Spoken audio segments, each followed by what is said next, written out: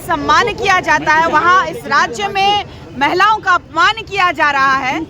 और ऐसे में मुझे ये निर्णय लेना पड़ा, ये ठोस कदम उठाना पड़ा, क्योंकि वाकई हमारी रूढ़िवादी परंपरा को मानने वाले लोग, आदिवासी समुदाय के लोगों का कॉलम हटा दिया गया।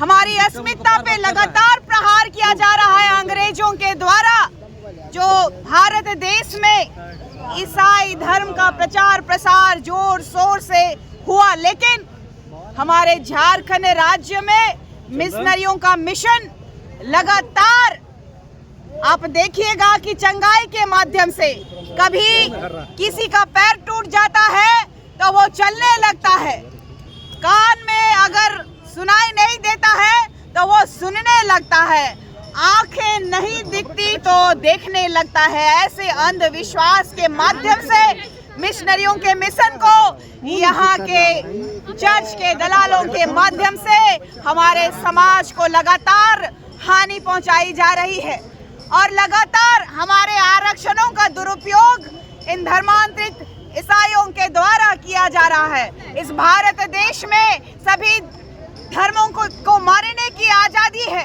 हम सभी धर्मों का सम्मान करते हैं, हिंदू मुस्लिम सिख ईसाई सभी का, लेकिन ये ईसाई जो झारखंड राज्य में अंग्रेजों के मिशन को सक्सेस करने के लिए लगातार ये मिशन को चलाया जा रहा है। हमारा रूढ़िवादी परंपरा को मिटाने का प्रण कांग्रेस सरकार ने पंखराज बाबा कार्तिक उरांव जी के समय में ही लिया है।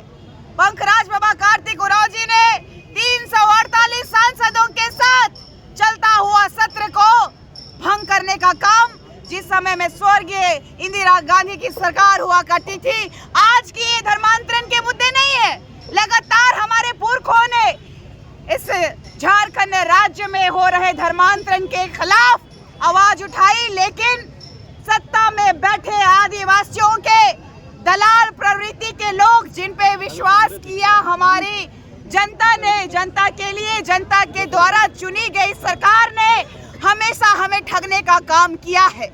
और इस राज्य के मुखिया जो हेमंत बाबू, उनके पिताजी भी इस राज्य के पूर्व सीएम के रूप में हमारे झारखंड में उन्होंने शासन किया, लेकिन आज तक हमारे गांव में सड़कें नहीं पहुंच पाई, बिजली नहीं पहुंच पाया है, हमारे यहाँ अच्छा स्वच्छ पानी पीने के लिए नहीं है। और आज ये सरकार ढकोसलाबाजी कर रही है, हमारे बच्चों को वृद्धा देखा जाए तो क्या बोलते हैं इसको, छात्रवृत्ति नहीं मिल रही है, हमारा जो वृद्धा लोग हैं उनको वृद्धा पेंशन नहीं मिल रहा है, यहाँ विकास का सभी काम ठप हो गया है जस्ट बिकॉज ऑफ इन लोगों का मैया समान योजना। और ये लोग समाज को भूल चुके हैं। ये सरकार आदिवासी बेटा होने के बावजूद एक भी आंदोलन किए बिना अपने बाप के दम पे राज करने वाला ये झारखंडियों का दर्द को महसूस नहीं कर सकता है।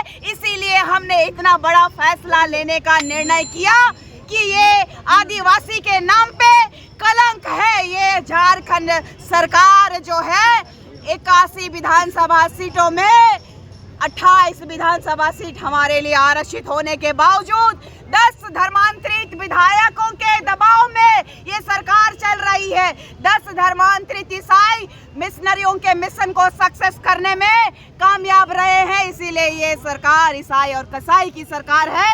ये हमारी आस्था पे लगातार खिलवाड़ करते रही है, ये हमारे पे प्रश्न चिन्ह लगातार उठाते रही है। आदिवासियों को इस सरकार में सिर्फ और सिर्फ नक्सल बोल करके मारा गया है। इसका जीता जागता प्रमाण सूर्य नारायण हांसदा, जो उसको फर्जी एनकाउंटर में मार दिया गया, और इस राज्य के सीएम के सबसे बड़े सपोर्टर और सबसे बड़े विश्वासी और इस झारखंड को दलाली में ढकेलने वाला पंकज मिश्रा का नाम आता है, जो कि ईडी भी आज 1500 करोड़ का जो गबन में आज उस पे जांच जो बैठाई है, सीबीआई जो जांच हो रही है, तो सबसे बड़ा दुर्भाग्य का विषय है इस झारखंड राज्य में लूटो खाओ और राजनीति करो का सरकार चल रहा है।